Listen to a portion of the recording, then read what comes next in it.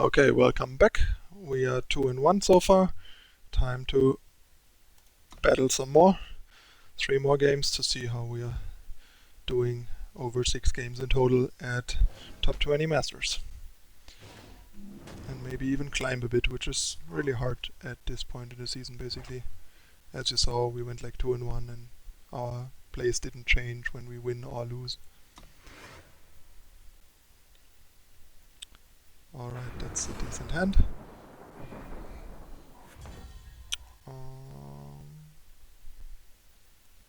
So I think I want to go seed into sabotage, into Origin Port, into glory, since I'd rather have them kill our Origin Port than our glory.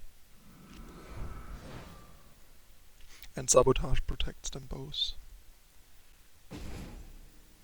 Okay, so I think I'd rather have them spend the entire third turn and take some damage to the face, even though they get a Warcry trigger, than have them freely torch it, so I'll take the torch over the sword. Regular Recano, as we can see. His own champion. Unfortunately, we can't punish his champion for being 1-1, so we just drop our Instigator and have him eat it with his sword.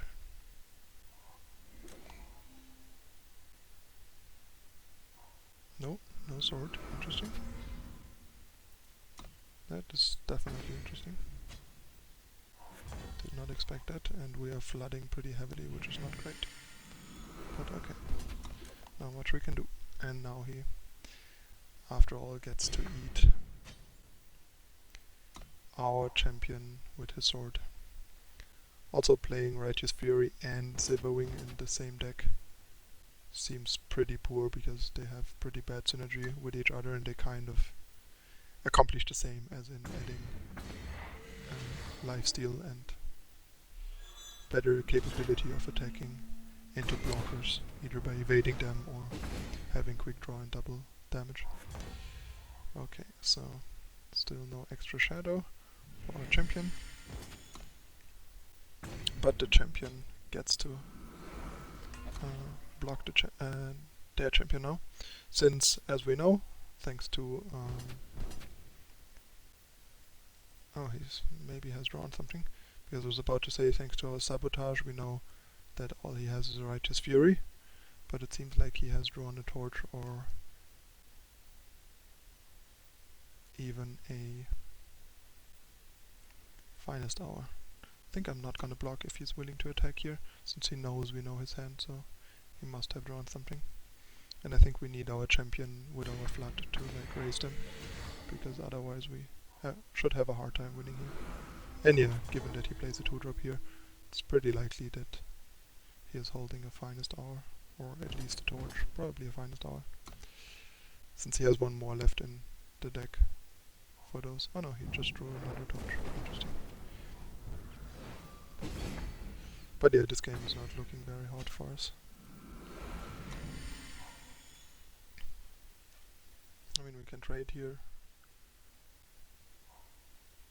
but that's about it. The familiars and the Righteous Fury are gonna finish us eventually. Maybe we draw an answer for the champion, then we buy ourselves a little more time. We actually managed that, so that's nice. But it's still probably not gonna be enough at 7 health. And we have no way of stopping the familiars really. And they make erasing harder as well. I mean, we actually maybe have a shot if we draw like another Obliterate. We might be in business, or like Valkyrie Enforcer or something. It's not looking that bad. The Obliterate was clutch there, dealing 5 to him.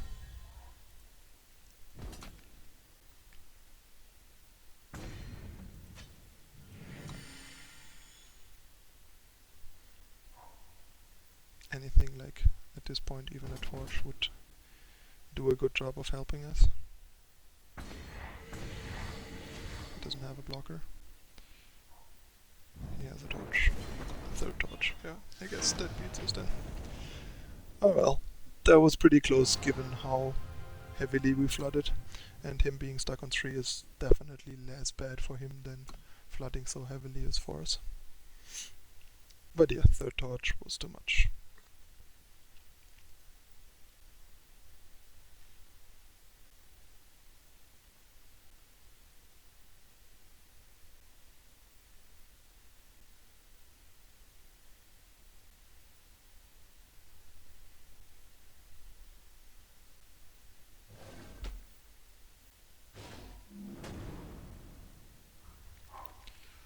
Alright, so that looks like a pretty decent hand, so we're gonna keep it. We have good influence.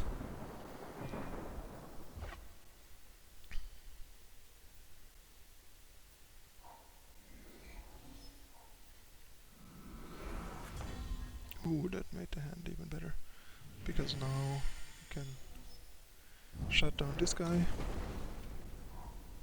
and then deploy a Champion of Glory on curve with both influences activated, and can use this to set up extra shadow. I think it doesn't really matter much against this deck, so I'll go with this.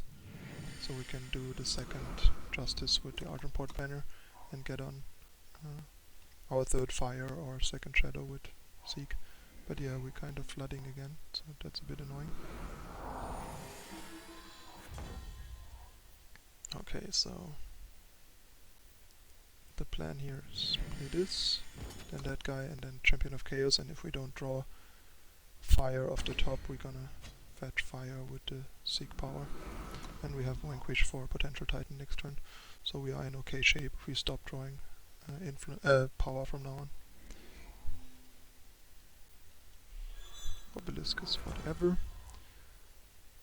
So yeah, definitely want to set up fire here so we can freely attack for 7 and obliterate, and Vanquish should cover our bases. Since this deck is very removal light, this game is actually looking really good for us because we have enough removal to keep attacking, and he has little means to profitably stop us from doing so. So that's pretty great. So yeah, I think I'll actually just like to obliterate here to cripple his power a bit, deal him a bunch of damage and keep attacking, because otherwise he could double block our champion. Well, I guess he can still do so. That was quite the blowout. I mean, if he has double links there, that's just brutal. Suddenly the game doesn't look so great anymore.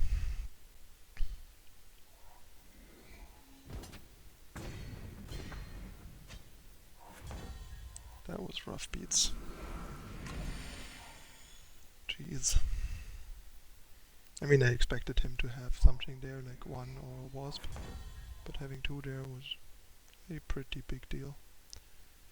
So the question now is, do I want to attack here, which I think the answer is yes, because the trade is pretty good and our Vanquish is still blank, and we have Vanquish if he top decks a Titan or something, and getting a cudgel to turn this into a bigger threat is pretty good.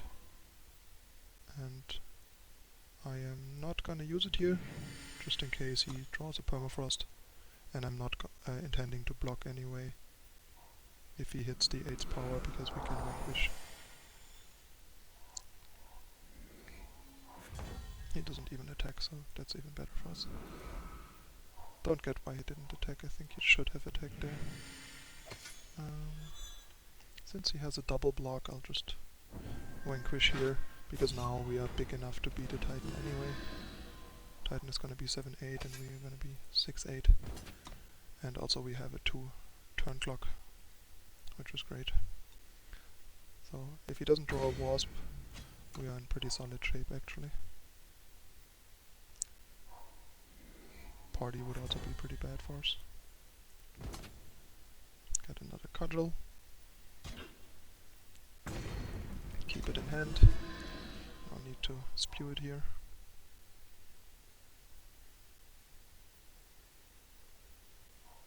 That's not gonna be good enough.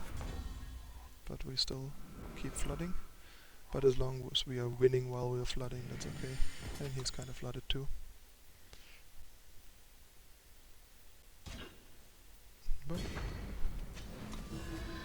more cudgels for the next unit we draw to beat his obelisk enhancement.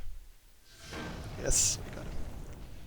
Yeah, as you can see, sometimes even a flood doesn't matter if your opponent is not drawing optimal and the individual card power in the deck is high enough. That's what I was talking about in the deck tech. Like, even if the deck floods occasionally, the card quality per card is just so high that if your opponent is not playing a lot of 2-for-1s and just also like trades 1-for-1, we can still beat them because our cards outclass theirs and force them to 2-for-1 our better cards, and then falling behind on resources, making up for our flood.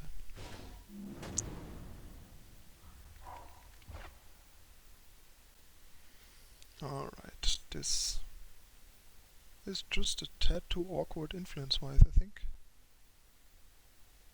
So I'm just gonna redraw this. It has a good mix of power and units, but a really terrible influence setup.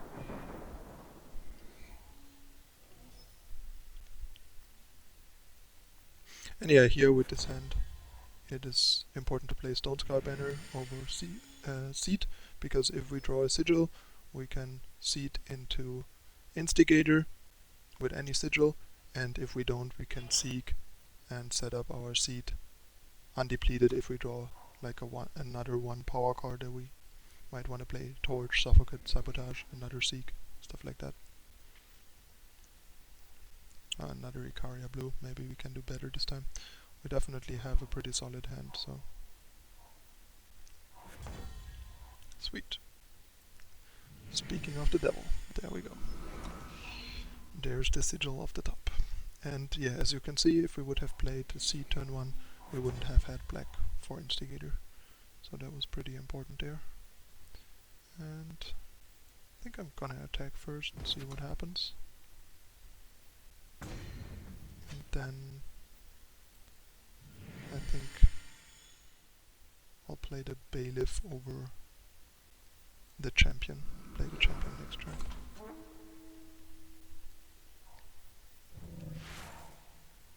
Since if he uses like a Auric Runehammer there, I'd rather have him use it on Bailiff or Instigator than Champion of Chaos.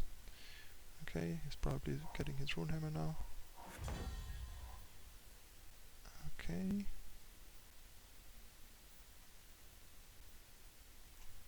I think I actually wanna play Banner here.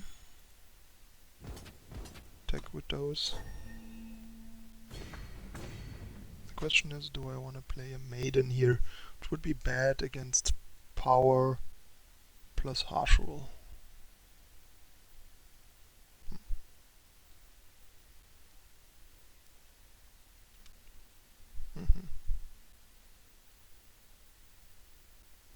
But it would be good against the Runehammer he definitely has now. So I think I'll play the Maiden, given that we have 2 units. If I only would have 2 units in my hand, I would hold them back to present 2 more units against whatever he has after Harsh Rule. But since we still have 2 units post Harsh Rule, and we know for sure that he has probably a Runehammer that he fetched with Rise, and are not sure that he has a 5th undepleted power and a Harsh Rule, I think it's better to play in a way that is most effective against the Runehammer he has than the Harsh Rule that he might have, especially if we are not completely blown out by Harsh Rule as well.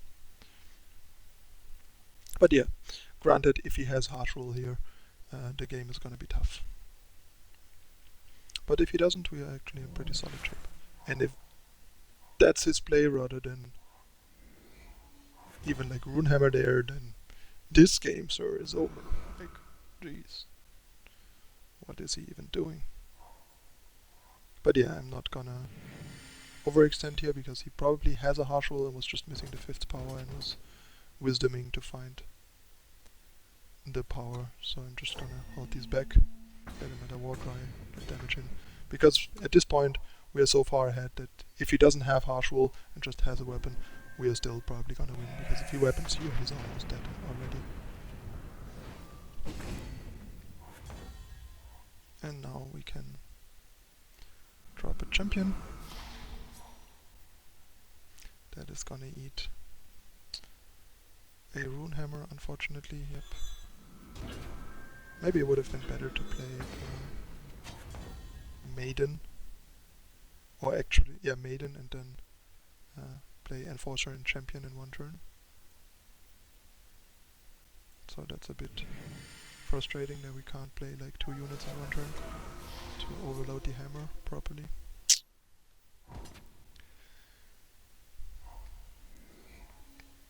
And having double Vanquish is not too hot. Yeah, Throne Warden. Insult to injury. Yeah, I should have played Enforcer the more I think about it. Simply because of Warden. Since Runehammer still... Yeah, that was bad. That was bad on my part. I should have planned for Warden and played Enforcer. Didn't think about that. That was a punt on my part. So we're getting punished for that, and that will cost us the game.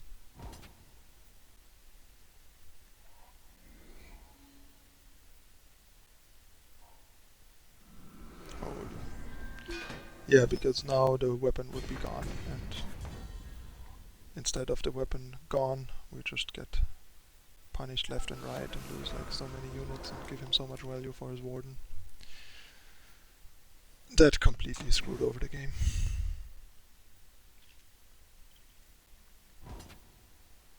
At least we get him in potentially into Obliterate range. So if he has to face tank this with his Rune Hammer, we can draw one of our 4 Obliterates to win the game. So we can still cheese him out of this game. Which would be really sweet actually.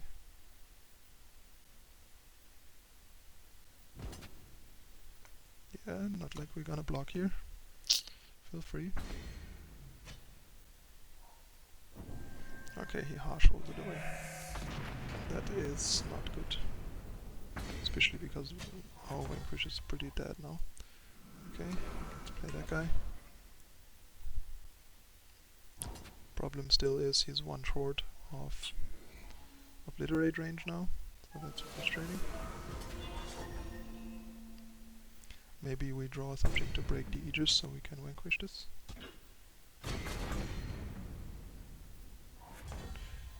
No, we don't. So we're probably dead. And if not, we are dead to whatever he walked right on. Yep, he got us. Yeah, Icaria Blue is not a nice matchup for us, and especially not if I misplay against a potential Warden in his hand. So, yeah, but even if we would have played that correctly, chances of us winning this are not particularly high. Alright, we still managed to pull a 3-3, even though we played against a bad matchup twice. That is, granted, normally not particularly popular on ladder.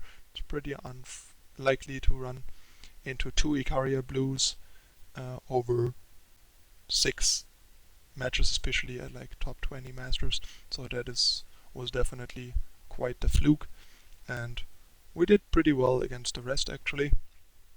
So yeah, I really enjoy the deck. It's quite a nice diversion from like the regular decks. Finally get to play some sweet cards that you usually don't get to play either together or at all, as in Jekk, for example. So yeah, I hope you enjoyed this as much as I did. Give the deck a try if you like it and want to play with your Jekk the Bounty Hunters from the adventure finally, and let me know in the comments what you think and how you like it. As usual, if you found this interesting, entertaining and or helpful, please don't forget to like and subscribe to support the channel and help me grow. And yeah, that's it for this time. Thanks for watching. I'm out. Bye.